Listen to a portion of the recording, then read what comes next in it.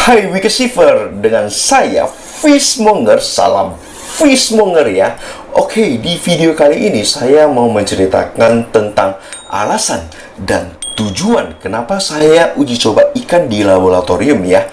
Oke, jadi di video kali ini ya, ini merupakan kelanjutan dari video part 1 mengenai cara-cara uji coba di laboratorium ya. Nah, namun yang di video part 2 ini lebih menceritakan tentang tujuannya.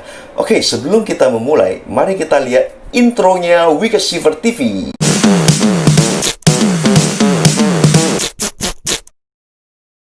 Welcome to Wikasiver TV by Fishmonger. Enjoy! Wikasiver yang bisa lihat di video part 1 ya.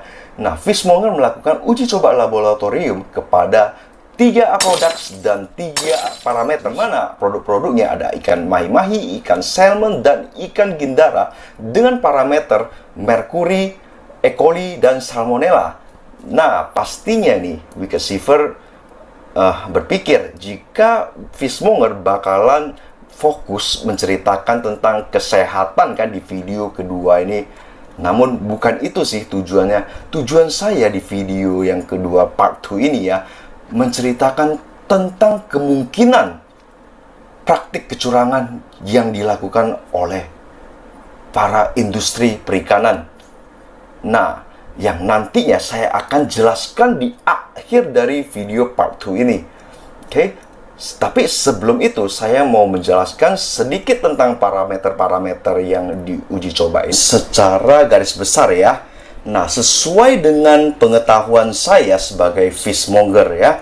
Nah, untuk lebih detail itu harusnya kita nanti berkonsultasi saja kepada dokter maupun bagian ahli laboratorium. Ya, kita mulai. Parameter pertama, merkuri. Oke, fishmonger mau pakai kacamata dulu supaya lihatnya lebih jelas dikarenakan ini partikel yang kecil. Oke, jadi merkuri. Nah, kita tahu ya, jika merkuri ini adalah merupakan unsur zat mineral. Nah, di mana itu unsur kimianya itu adalah Hg. Ya, Hg ini dia merupakan salah satu unsur raksa. Di mana jika dikonsumsi ini akan sangat berbahaya sih untuk kesehatan dan dapat menyebabkan kanker. Nah, nanti untuk lebih jelas kita konsultasi aja dengan dokter. Nah, jadi merkuri ini dia datangnya dari mana ya? Merkuri ini itu berasal dari limbah-limbah pabrik ya. Khususnya itu limbah-limbah industri pertambangan dan industri lainnya. Nah, bagaimana pencemarannya hingga bisa ke laut? Nah, itu biasanya dia bisa berasal dari asap-asap pabrik ya, berasal dari asap-asap pabrik. Dia menguap ke awan lalu dihembuskan oleh angin ke laut dan terjadilah hujan. Nah, air hujan inilah yang mengandung yang namanya merkuri. Nah, selain itu, merkuri ini juga bisa dari limbah pabrik ya yang dikubur di dalam tanah. Lalu pada saat hujan itu ikut ya mengalir ke sungai lalu dibawa juga ke dalam air laut. Pada saat itulah laut menjadi tercemar. Tercemar oleh karena polusi udara dan polusi air, yang dua-dua pencemaran ini, polusi ini disebabkan oleh industri ya. Nah, setelah laut kita tercemar ya, itu ikan-ikan yang lebih kecil atau udang-udangan ataupun sejenis plankton itu akan memakan merkuri-merkuri ini. Nah, setelah dimakan, ikan ini sudah udang-udangan ini sudah mengandung merkuri ya, itu dimakan lagi sama ikan yang ukurannya lebih besar, lalu ikan ini dimakan lagi sama ikan yang ukurannya lebih besar. Jadi ikan yang semakin besar ukurannya di laut itu semakin memungkinkan dia memiliki kandungan merkuri yang sangat tinggi. Nah, itulah kenapa dicek laboratorium ya. Nah, faktor lain ya yang bisa menjadikan ini pencemaran merkuri itu disebabkan oleh Gunung Merapi. Nah, seperti apakah pencemarannya nanti bisa dilihat mungkin di Google ya, supaya lebih jelas dan Anda bisa lebih mengenalnya tentang merkuri ini. Ini hanya dijelaskan sedikit oleh saya. Oke, selanjutnya parameter kedua, salmonella. Nah, apakah salmonella? Nah, salmonella ini dia berasal dari yang namanya salmon dan nella. Nah, salmon ini ya yang menyebabkan pertama kalinya bakteri salmonella ditemukan. Ya, dia itu pada tahun 1800-an ya. Nah, jadi salmonella ini berasal dari mana ya? Pada saat itu sih ada beruang ya. Beruang kan suka makan salmon.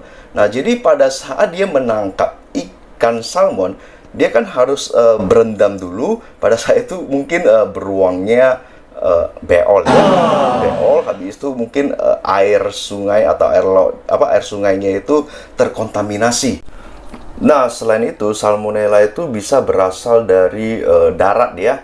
Jadi, mungkin dari peternakan, limbah dari rumah tangga yang dibawa dari darat dan mengalir ke sungai dan seterusnya disalurkan ke laut ya. Nah, jadi laut ini tempat hidup banyak mikroorganisme ya, khususnya bakteri-bakteri. Nah, setelah itu salmonella itu juga berasal dari udara nih. Nah, seperti apa? Contohnya nih burung, habis itu terbang melewati laut, habis itu dia melepaskan fesesnya ke laut. Nah, di sanalah mungkin terjadinya kontaminasi dengan salmonella. Ya, oke. Salmonella. Nah, salmonella ini efeknya juga sangat berbahaya bagi manusia.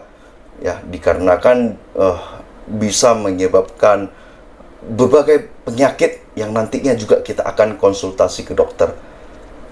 Oke. Next, parameter ketiga, E. coli atau E. coli. Nah, E. coli ini juga berasal dari mana ya? Nah, E. coli ini berasal dari bakteri yang ada di usus, baik itu ususnya manusia ataupun ususnya binatang. Nah, jadi E. coli ini kebanyakan sih terjadi di manusia ya, karena pada saat proses produksi, nah, para pekerja-pekerja di industri itu dia seharian kan berdiri di produksi ya, dia kan harus ke toilet. Nah, jadi setelah pekerja-pekerja itu ya ke toilet dan balik lagi ke dalam ruangan produksi, namun di dalam pabrik ini tidak ada yang namanya standar kebersihan. Nah, standar kebersihan itu biasanya harus cuci tangan ya kan, pakai sabun. Setelah itu airnya juga harus mengandung klorin. Nah, setelah itu sepatunya juga harus dicelupin dengan air yang mengandung klorin. Nah, akhirnya tanpa melakukan standar pembersihan, pekerja ini masuk ke dalam ruang produksi lagi dan bersentuhan dengan ikan-ikan ataupun seafood yang lain. Nah, pada saat itulah kemungkinan terjadinya kontaminasi sama E. coli atau E. coli ya. Nah, jadi standar kebersihan pabrik ini juga harus sangat-sangat ketat ya, harus ketat. Nah, selain itu, selain faktor pekerja, itu juga ada namanya faktor air ya. Nah, kita ketahui juga pabrik seafood ini dia memerlukan banyak sekali air.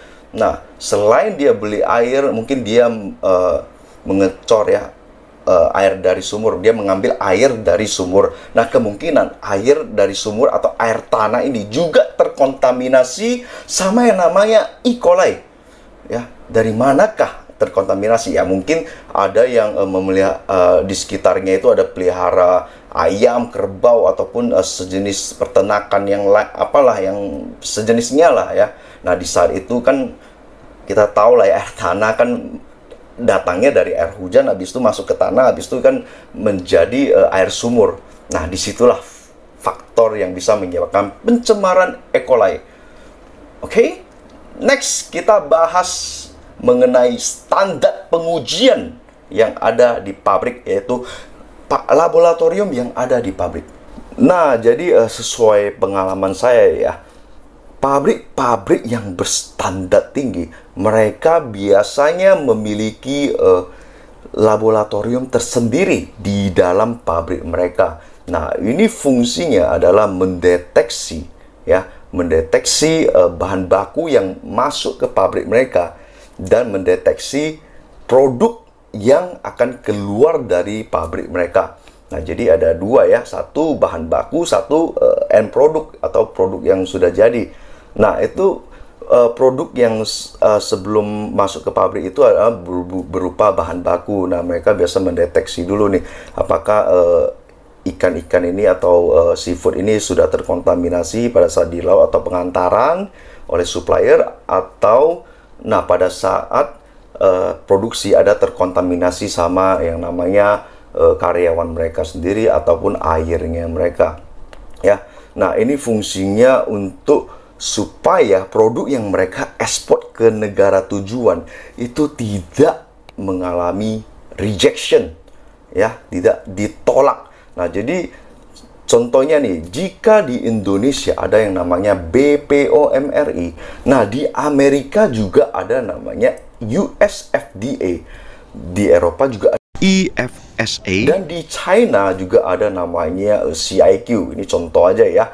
Nah, apabila Salmonella, E. coli, ataupun Mercury, ya pada saat negara-negara tersebut import, ya contohnya dari Indonesia, dan terdeteksi ada parameter dengan kandungan tertentu, mereka akan reject kontainer ini.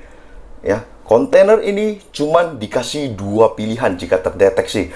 Yang pertama, silakan bawa kontainer kalian pulang ke negara kalian, atau yang kedua, produk ini dimusnahkan di negara saya. Nah, jadi konsekuensinya sih itu sih. Makanya untuk menjadi pabrik yang berstandar tinggi, mereka memiliki laboratoriumnya, which is ini sangat mahal biayanya. Ya. Nah, jadi pertanyaan saya sebagai fishmonger ya, saya ingin bertanya, apabila ya produk-produk yang sudah selesai diproduksi ya dengan quantity ya atau jumlah sekitar 20 ton satu kontainer 40 feet, namun bagian laboratoriumnya sudah memberi informasi kepada manajemen mereka jika kontainer ini sudah terdeteksi adanya parameter-parameter seperti E. coli, Salmonella, dan Mercury. Nah, apakah mereka tetap melanjutkan ekspor dengan konsekuensi kontainer ini akan di reject ataupun dimusnahkan loh di negara tersebut? Jawabannya, I don't think so. Jadi, kemanakah produk-produk ini? Nah, ini menjadi pertanyaan saya. Yang pastinya sih gak mungkin banget dimusnahkan. Namun, kemungkinan besar adalah mereka akan distribusikan produk-produk ini ke pasar domestik, which is di dalam negeri. Nah, supaya untuk menjawab pertanyaan-pertanyaan itu, kebetulan saya memiliki pengalaman, maka dari itulah saya melakukan uji coba laboratorium secara tersendiri dan terpisah. Ya, bukan karena saya nggak percaya, tapi saya ingin memastikan dengan cara saya sendiri. Keluar biaya tidak apa-apa, yang penting sehat. Nah, itulah alasan dan tujuan kenapa saya melakukan uji coba ini. Nah, jika para industri ini tidak memiliki laboratorium, bagaimana? Mungkin Anda tahu jawabannya. Oke, saya rasa ini saja. Thank you banget. Mohon maaf jika ada kata-kata ataupun praktik-praktik yang salah. Terima kasih. Sampai ketemu lagi. Salam fishmonger. Yeah!